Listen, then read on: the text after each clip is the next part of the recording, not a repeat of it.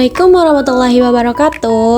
Halo teman-teman, di video kali ini kita akan membahas hal yang sering kita jumpai dalam bahasa Indonesia, yaitu pemecahan kata dan imbuhan. Sebelumnya, perkenalkan nama saya Alia Khairunisa dengan akhir NPM 054 dari kelas 1D. Kali ini saya akan membahas tentang pemecahan kata dasar dari 4 huruf, pemecahan kata dasar lebih dari 4 huruf, kata berimbuhan asing, kata berimbuhan depan, kata berimbuhan belakang, dan kata berimbuhan depan dan belakang. Yang pertama ada kata dasar 4 huruf. Kata dasar yang terdiri dari 4 huruf ini bisa dipecah menjadi 2 suku kata, seperti kata buku, meja, dan topi. Penjelasannya yang pertama buku, bukan buku, melainkan buku. Begitu juga dengan meja dan topi. Yang kedua ada kata dasar lebih dari 4 huruf. Kata dasar yang terdiri lebih dari 4 huruf ini bisa dipecah menjadi 2-3 suku kata atau lebih dari suku kata, seperti kata handuk, kemeja, dan televisi. Penjelasannya yang kata pertama handuk terdiri dari 2 suku kata. Kata kedua kemeja terdiri dari 3 suku kata, dan kata ketiga yaitu televisi terdiri dari 4 suku kata. Yang ketiga ada kata berimbuhan asing. Kata yang berimbuhan asing yaitu diambil dari imbuhan bahasa Sanskerta, Inggris, dan Arab. Terdiri dari kata dasar dan imbuhan, bisa lebih dari 2 suku kata, seperti kata nasionalisme, mahasiswa, dan pasca sarjana. Penjelasannya yang pertama diambil dari imbuhan Arab, yaitu mahasiswa. Maha berarti dari imbuhan Arab dan siswa merupakan kata dasarnya. Yang kedua diambil dari bahasa Inggris, yaitu nasionalisme, yaitu isme menjadi imbuhan Inggris dan nasional menjadi kata dasar. Dan yang ketiga diambil dari bahasa Sanskerta, yaitu pasca sarjana. Paskanya merupakan imbuhan Sanskerta dan sarjananya merupakan kata dasar. Lalu yang keempat ada kata berimbuhan depan.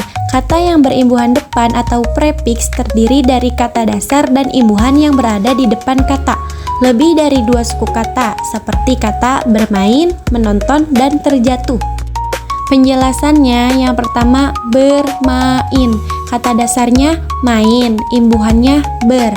Lalu yang kedua menonton. Kata dasarnya nonton dan imbuhannya me. Dan yang ketiga kata terjatuh. Kata dasarnya jatuh dan imbuhannya ter. Yang kelima ada kata berimbuhan belakang. Kata yang berimbuhan belakang atau sufiks terdiri dari kata dasar dan imbuhan yang berada di belakang kata. Lebih dari 2 suku kata, seperti kata tulisan, bangsawan, dan akhiri. Penjelasannya yaitu yang pertama kata tulisan. Kata dasarnya tulis dan imbuhan belakangnya yaitu an. Kata yang kedua yaitu bangsawan. Kata dasarnya bangsa dan imbuhannya wan.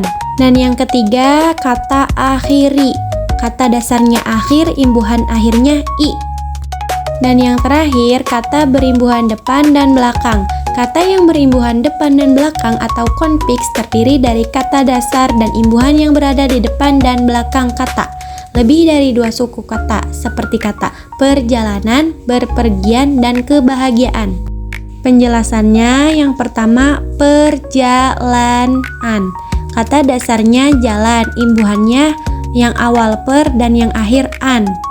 Yang kedua kata berpergian. Kata dasarnya pergi dan imbuhan depannya ber dan akhirnya an.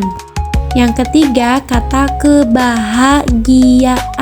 Kata dasarnya bahagia, imbuhan depannya ke dan akhirnya an. Nah, dari penjelasan tadi kita bisa menyimpulkan bahwa pemecahan kata membantu kita memahami bagaimana kata terbentuk dari suku kata maupun morfem dasar. Selain itu, penggunaan imbuhan juga berperan penting dalam pembentukan makna baru pada sebuah kata. Terima kasih sudah menyimak video ini sampai akhir. Semoga penjelasan ini bermanfaat dan menambah wawasan kebahasan kita bersama. Wassalamualaikum warahmatullahi wabarakatuh.